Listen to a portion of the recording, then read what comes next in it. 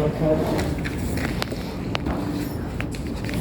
And transmissivity principle, you can move as long as it is still the same line. Force is still applied here. And this example. Yeah. So this is what we have. Also, you get the button. This the topper, and you get the button. So up to this point, do you have any question or something that you want to ask? Just one quick question, maybe for the direction. Yeah, for horizontal and vertical, we calculate it by using the symbol that related to the for the question direction, like maybe horizontal, we have to find the related symbol that make it easier to determine the position. Yes, correct. So with this R, we use the F1 because F1 is horizontal. F1 and F1 are same, but the R based on the theta. The theta. Because theta is from the horizontal toward the R direction. We don't really use that for alpha, for example. It's based on something that is not horizontal or vertical, so it's a bit difficult.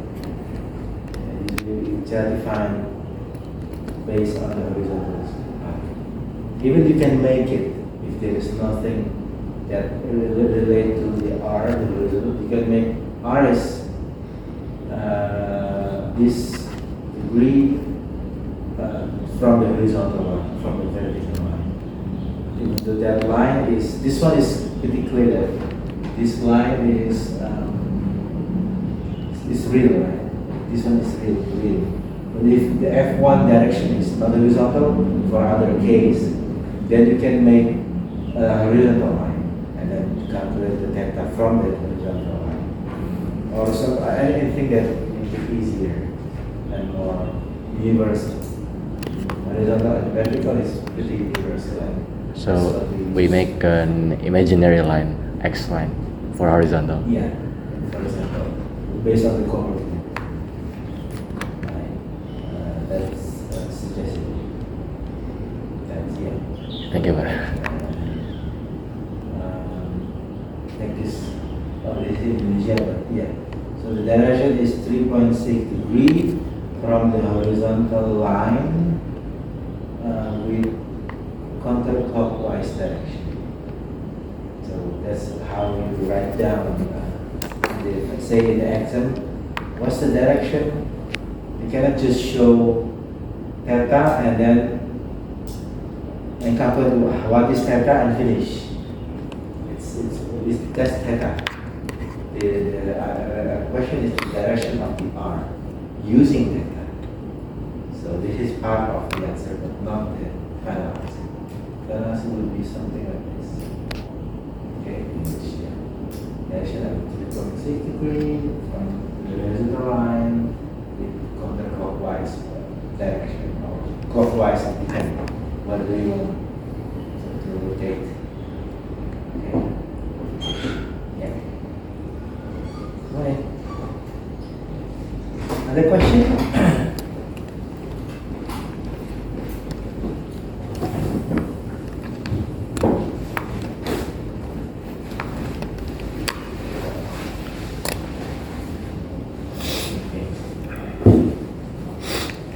Now we'll discuss something more.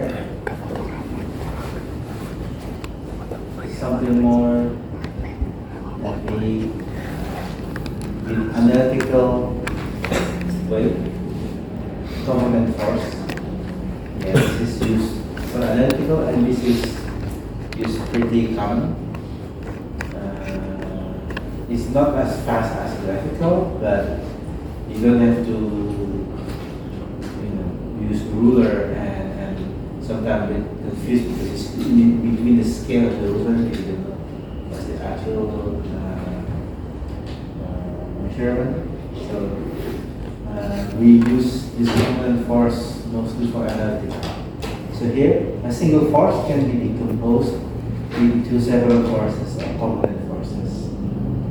With this condition, the line of action of each component is known. So you need to know if you have a P, force P, starting from A, the direction you know this dash line, you already know the line of action of each component. You need to know that first. Or if you don't know, you need to make simply x and y axis. Right, x and y axis.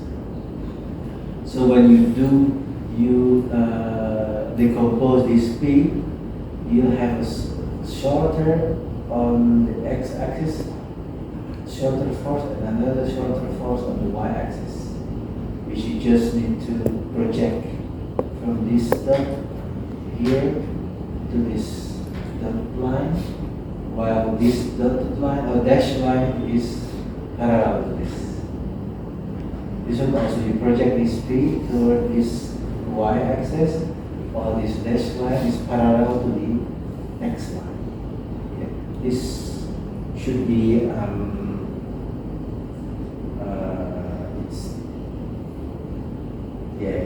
it hasn't moved. It should be 90 degrees. So the picture is not exactly 90 degrees. Usually we use the x and y axis, which is 90 degrees. This one doesn't look like it's like that. And the other condition is one of the component force is known. Say we have this P, in this case P, and then we have P accent. Yeah. Because of this, we can find the P double accent, which is P accent is on the x-axis and P double accent is in the y-axis. So this one you don't know now this one, you only know this P accent, so we can find the P double accent. Then we can use a line with a line maybe from P to P accent, and that line is going to be moved to the left. Yeah. Parallel to this line. Then we have P double accent. Yeah. It's not difficult, it's just decompose. This also means that if you already have P accent and P double accent, this one is not active anymore. It's like there is no more P. This one also. You have this line and this line, this force. The P for original force, you can just erase it. Or just not consider in the analysis. Yeah. So that's the meaning of the component force.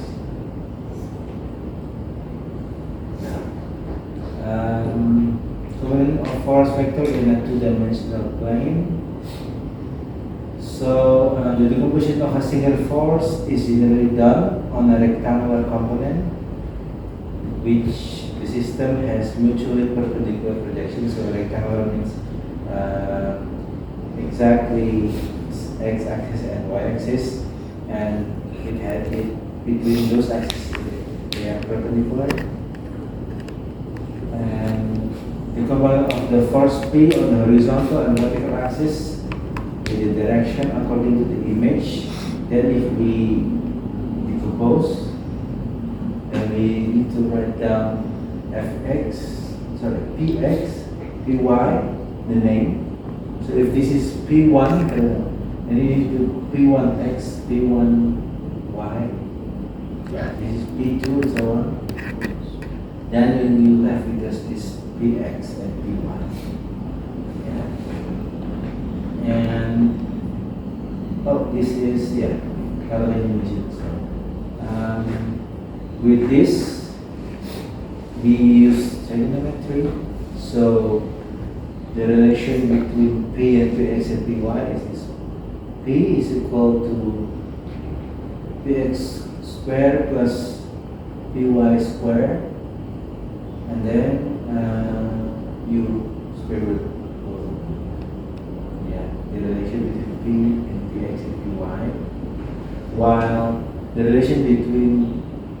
P and Px is this. Px is equal to B multiplied with cos theta. The theta is here. Isn't theta here? Yeah, the theta is here. Remember. Okay. If the theta is still here, then Py is equal to P sin theta. Yeah. This rule is based on the trigonometry. If you put those, yes, the measurement. We also have this. Theta is arcus times Py divided by Px. Okay. This is the very common rule that we use like very often. You're going to use this very often through session 1 and session 2 this class. Remember that theta is here, not in here, not in here, but here. Right. So if the P is projected horizontal to the horizontal line, with theta is cos, is projected in the vertical or y-axis, theta is still here, becomes sine. Okay. If the theta is, how about if the theta is here? How if the theta is, what will be the formula? If the theta is in my mouse. Yes, that's the theta. What do you think will be the formula? What will change? What do you think? Maybe?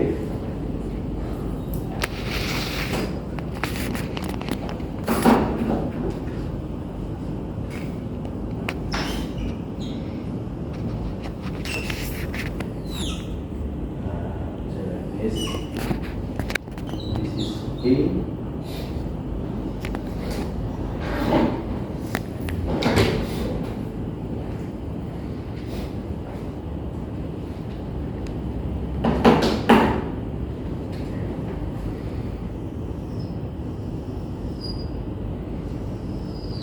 P, this is Px, this is Py,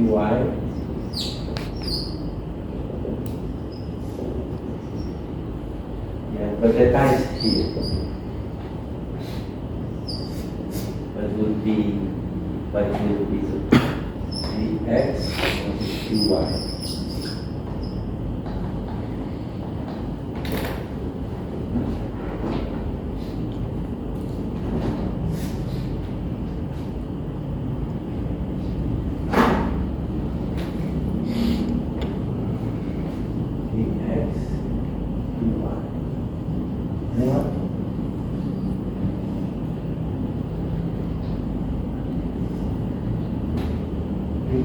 Px, Py, theta.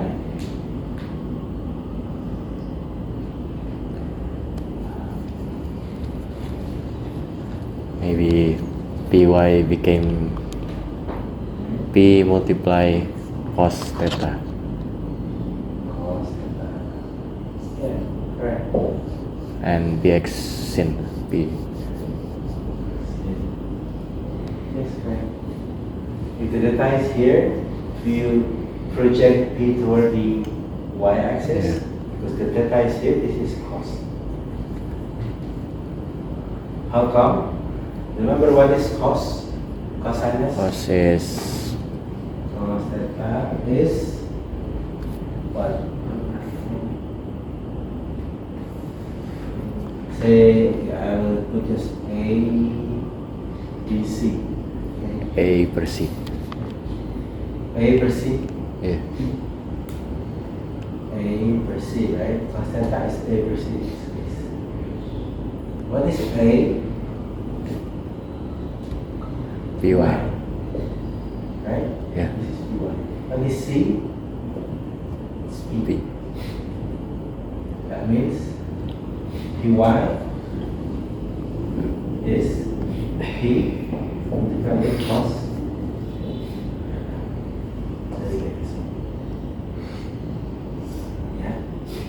where it comes from, including the sin sine theta. Right? Sine theta is what? Sine theta is V per C. V is V. This is same as this one, right? This is the same. Px by P. That's why that Px is equal to P sine. Okay, because this P is as long as the same line as Px. Okay, good question. Why we have this? And also time. Py by X. If the theta is here, this is not changing. Okay? So that's what we need to remember. Any question? In engineering mechanics, the base formula is always simple. Okay. But then when you go to the case, it's going to be different. Yeah. It's going to be, you can say, it looks like more complex than that. But everything is applied based on that. Px, Py. Let's go to the example. Okay. There it goes. The example is not that simple. Say the construction of a supporting road is shown as the image below, which is subjected to a force of 100 kilonewton. So we have this construction. Yes, this supporting road, they can move if it's getting some weight and there's nothing that's holding. So we have this weight, or I don't know, could be pushed to the pull. Should, but logically it should be pushing, because if not pushing, then this rod is gonna be like this from here, move like this, right? So that's the question. With this kind of question, you need to decompose the force, because you have several directions and you want to know what is this F, the reaction, the force that the worker needs to push here. Yeah. You can remember, so that force can be decomposed is that the line of action is known. So now we know the line of action in here, the line of action. Yeah. This one, the line of action is not perpendicular. This rod and this rod is not perpendicular. But we know the place on this data. Okay. Position. Now the picture, it is known that the line of action of the force is parallel to the supporting line. Yes.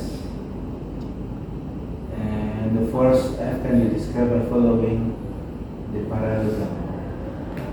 So we have F1. Say we have F decomposed into F1 and F2. We don't say Fx and y, because this is not an x and y axis, just F1 and F2. Right? We have this. From here, what we truly interested is the F1 here. Because this will connect us to this rod, which has to be worked. This one, there is not not being asked what's the reaction. But still, we need both to calculate. Yeah. So we have 35 in here and 25 in here. So we need to know what is F1. F is 100 kilonewton going down. We could go to the F2 and F1. What is F1? Is that what we need to know? How can we calculate this? There you go. Try to first, especially the picture. Yeah, determining the magnitude of the force F1 and F2, how big is F1 and F2, acting on the supporting line using trigonometry.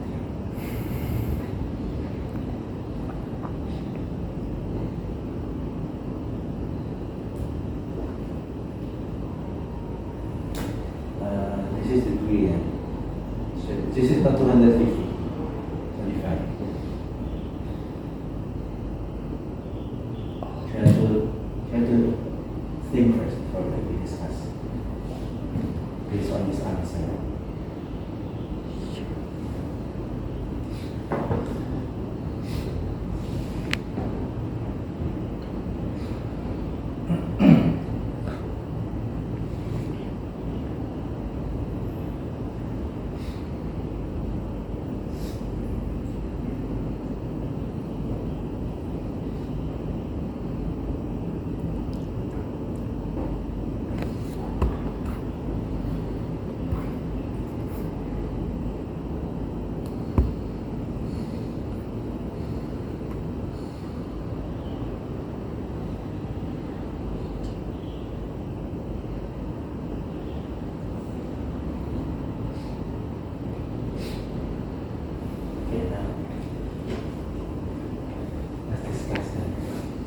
We have this, we don't have, you just need to find this. But this is not perpendicular, this is on 90 degree. You cannot just use, F1 is F cos 25, then we won't get F1, we will get from here to here. F1 is shorter, right? So we need to find this, even though we know if there is another F1 is not this longer until here, then yes, F1 is F cosine 25. The reason is shorter. So how can we find it shorter? This way. So yeah, this is just to calculate sine, cos, tan, but we use this. If we use cosine 25 degree, this is the 25 degree. What is the cos of the 35 degree? Is this L, this is L, this is L, divided by the F. Right? L divided by the F. This is cos 45. So if we know F, we know this is 100 kilonewton. We know cos 25, we know L, right? Okay. Cos 25 is L divided by F. That means we know L. Just calculate from F cos 25, which resulted in 90.6 kilonewton. So we know this one, the L, but not the F1. How can we find the F1 then? From here, right? If we know L, and if we also know X, say this is X, we can find the F1. Because F1 is simply L minus X. F1 is L minus X. So we need to find what is this X then. How can we find this X then? Here. We have this degree. Now we have this smaller triangle. How do we know this is 60? Because this is same as this. No, this is same line as this one, right? And this dashed line is parallel to this. Yeah, this line is parallel to this line. Right? Actually, this line is same line as this line. So 60 is from 35 plus 25. Yeah, 60. If you know 60, what position should we have? Yeah, we minus 60. We need to find this x. We can use tan. Tan 60 is y divided by x. Remember tan? This is 60, y divided by x. Yeah, that means x is y divided by tan 60. Yeah, and we don't know the y yet, so we go here, find y to get the x. Okay, we still have this 25, we have y in here, and then we have f. Okay, so if we have sine 25, sine is from divided by y, here f. Sine is y divided by f. So now we can find y. Y is f sine 25, which is 42.3. Based on this, we use it in here to get what is x. Now we get x. That means if we know x, 24.22, we know f1. We know f1. F1 is L minus x, which is now 66. Yeah. So it's more math than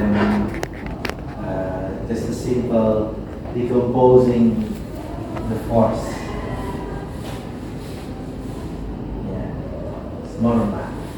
But the way I explain is not by starting from the sign, because I start from normal logical thinking that we need to find what should we find, and then move on until we reach with what we need.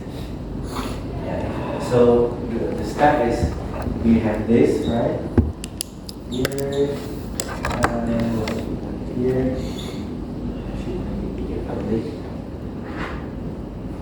Just to show you the step better.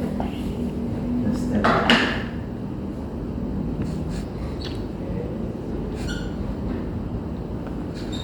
Okay. That's good. So we do have F. We have F2, you know how much? We have F1, this is what we are looking for. But we do have this 35. This was 25. Okay.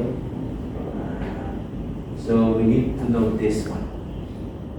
But we only know this data F, which is 100. Yeah. So if, based on that, I extend this until I connect this line, which is perpendicular. So because this line, I can calculate it. It's simply, if this line is L, this is L, yeah, that means L is F cos 35, based on the projection. This line is projection of this F. Is 25. So I know L. I just need to find how much is this, which was X. Right? This one was X. So L is F1 is L minus X. You need to find the L first, then find the X based on this. And since X is unknown, you put this. Yeah. Make another line. It's because you know that this is this one, 60. That make another force, system of force to find this x. Yeah.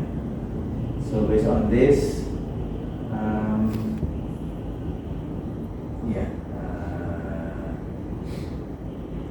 based on this,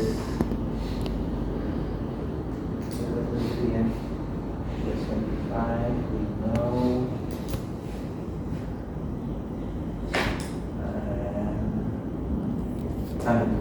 Yes. This one was y. Yes. 60 is y by x. Okay, how do I find x? Oh, I can see that tan 60 is y per x. But I don't know this. And then going back, how do I find y? Oh, we have this 25. So sin 25 is y per x.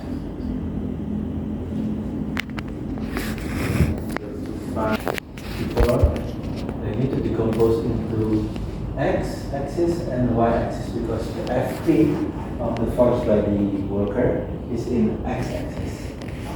So you need to decompose this into this. Right. What's the important thing is this F. This one. The F1 was 66, yeah, 66.918. So if this is 66, if we decompose this and find Fp, then we can use this Fp should be the same as this Fp.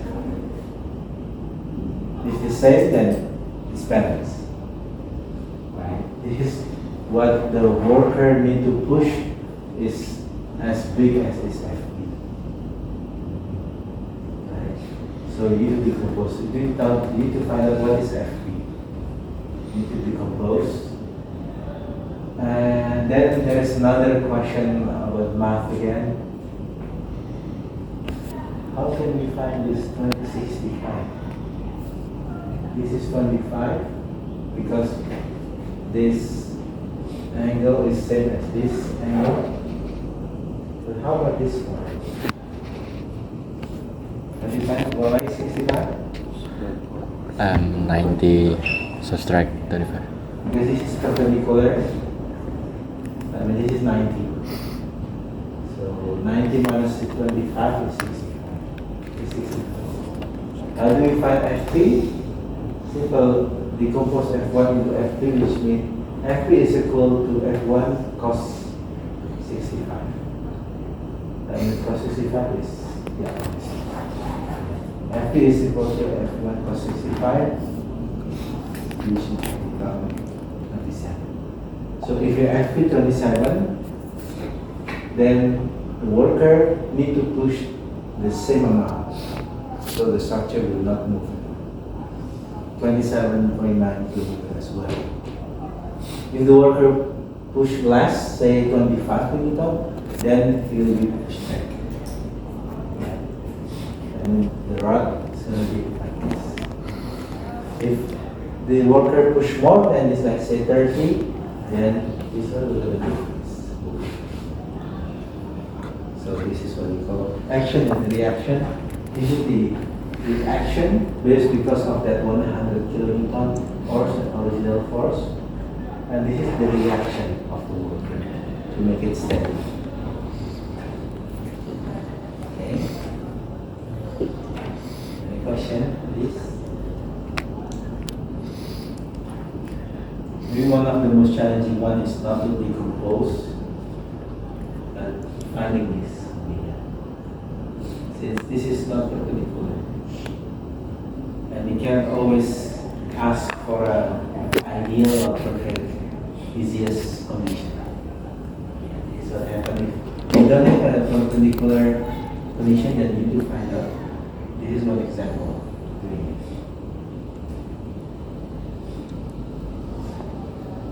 Okay. So you know the line of action.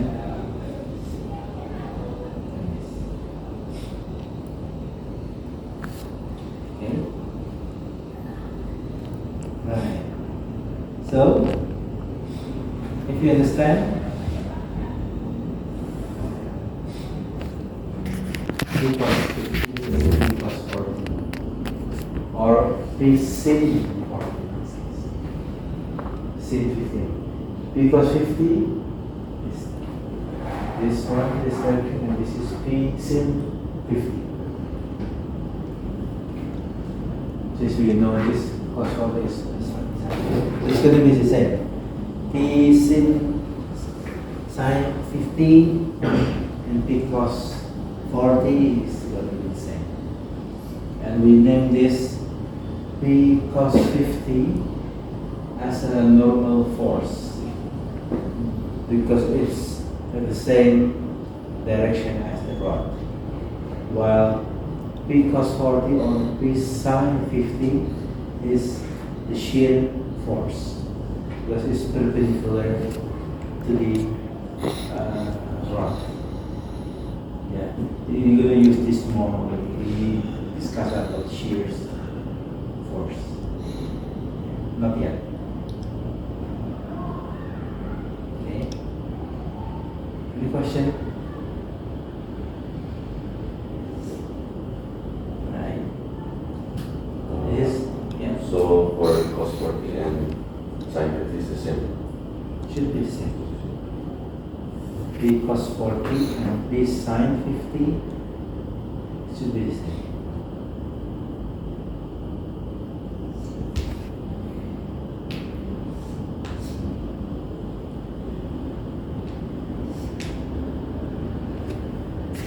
Acting on the cross section of the bar, this bar, if you sort of way cut this bar, the cross section is if you cut it, yeah, at an angle of 60 to the vertical line, clockwise.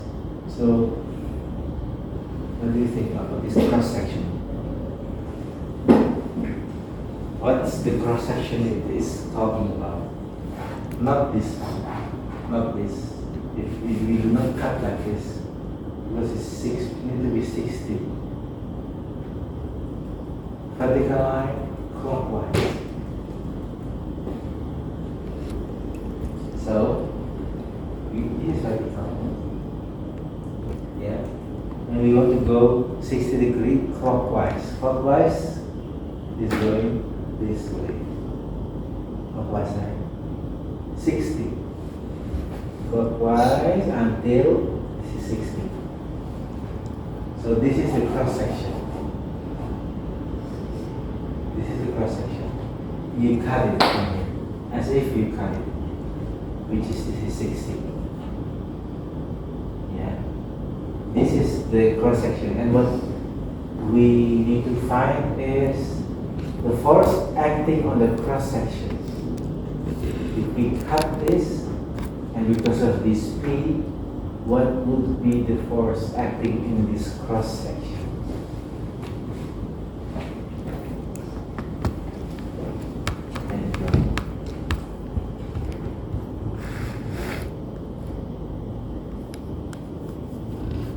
Because of the P.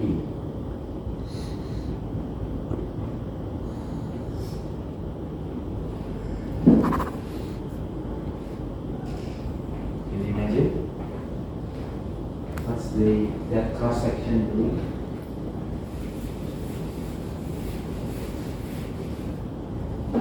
So we have like what this here. Big. This is P, which is exactly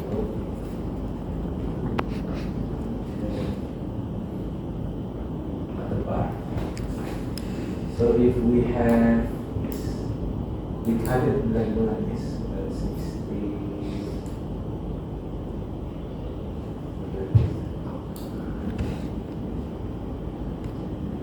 This is the cross section, which this is 60. So if we cut this, what force is acting in this cross section because of this? We know we have this. Just dash. The question is this. Why we ask about this? It is a very kind of important thing to know the quality. When we have a bar, as a bar, and we have a force of P, this force is not just acting on this dot. but the whole bar is being pulled by this P force, this whole bar. Right? Just that because it's attached to a wall, this bar is not moving.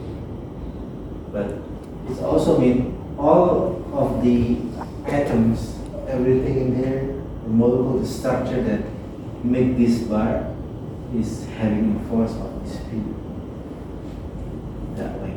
When you push, when I push this, it's not just in this point, but all in here, until here is having a force.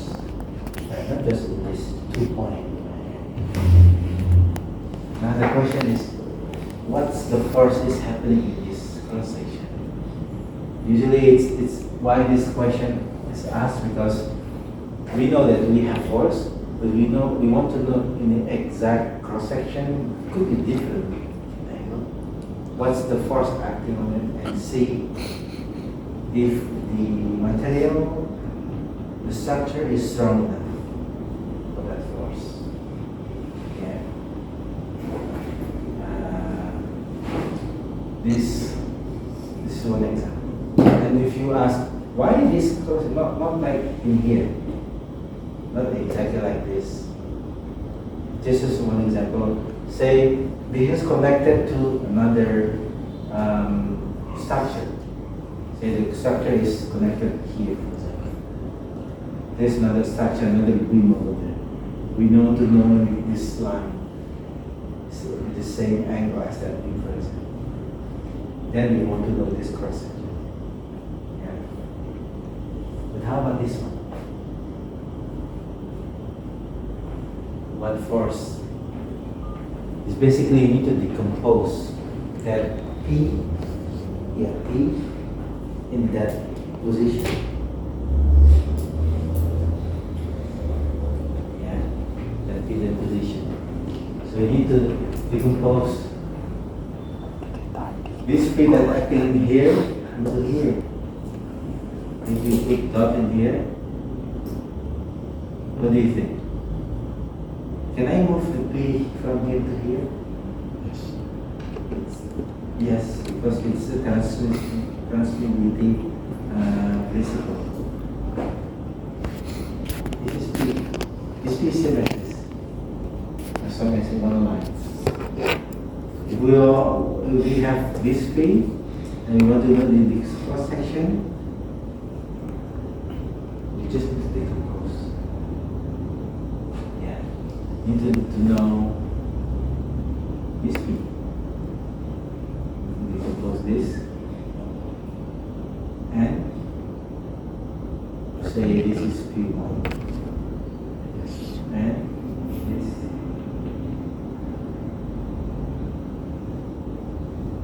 Say this is P2. So this is what we do. P1 and P2. In this cross section, it has this P1 force and P2 force. Yeah. And what is 60? 60 is 60. Is it? 30. 30, because this is 30.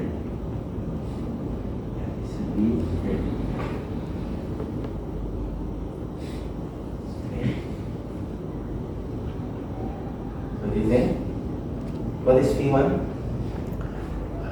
P cos 30. P2, if we still use the 30, sin. sine. Yeah. So this is the answer. Please listen. So that cross section has a P1 and P2.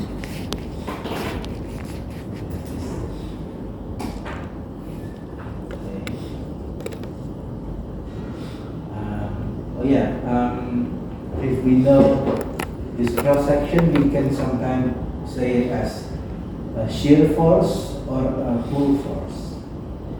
Okay, yes, that means shear force because it's parallel to the cross section, while the pull force is perpendicular to the cross section. That's another name, but we're just going to put P1, P2, or if you want to put a new coordinate system, his y-axis, x-axis, sure. We can do that too. This becomes P1, Py, this becomes Px. Any question? So from here we know this cross section has this P1 and P2, and if we want to connect this rod or this bar to another bar in that direction, we know that the new bar is going to have this force, P cos 30 and P cos 60 in this example. Okay?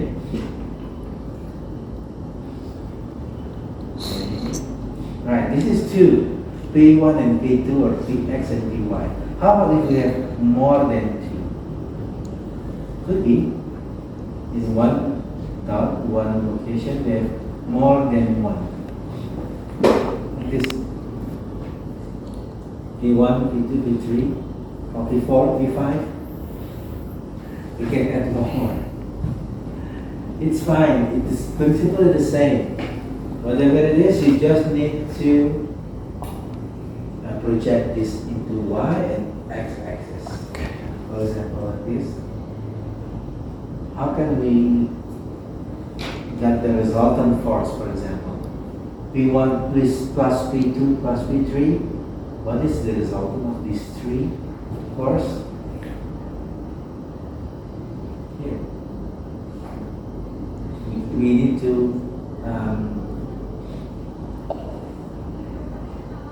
project or decompose into x and y axis.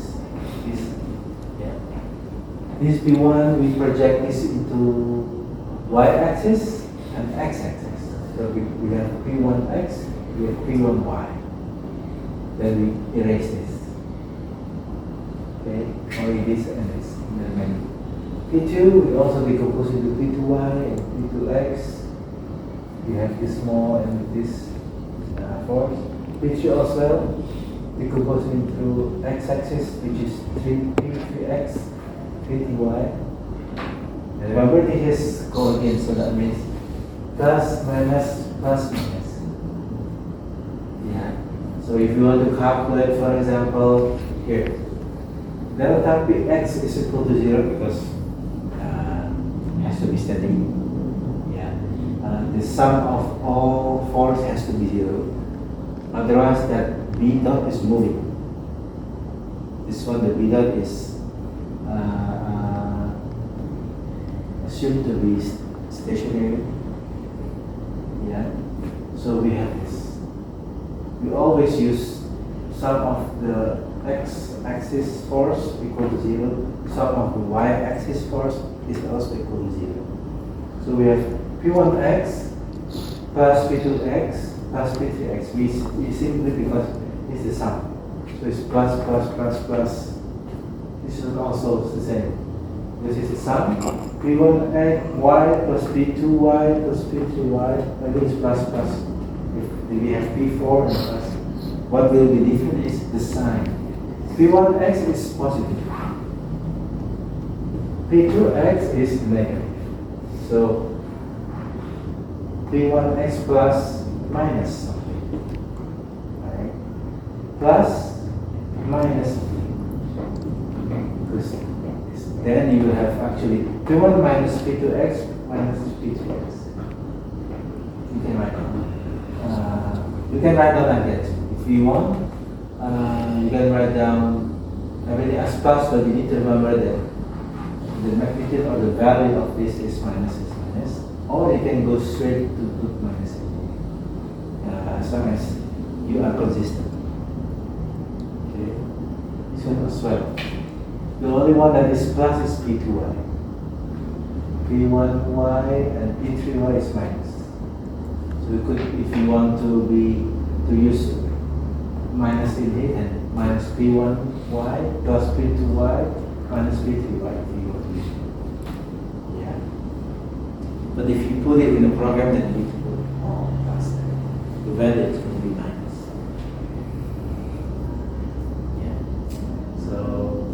Then you know what's the total of Px and what is the total of Py.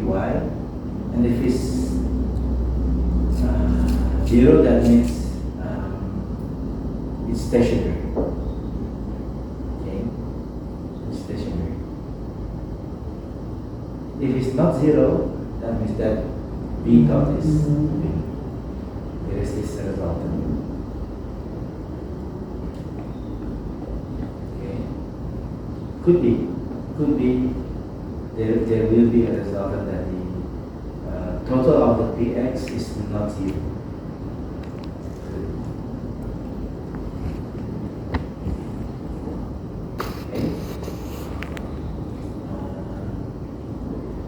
With all the previous rule that we learned. This is the previous rule. We find out what is P.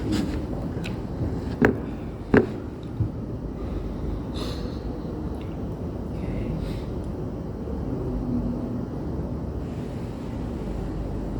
Let me check. Need to find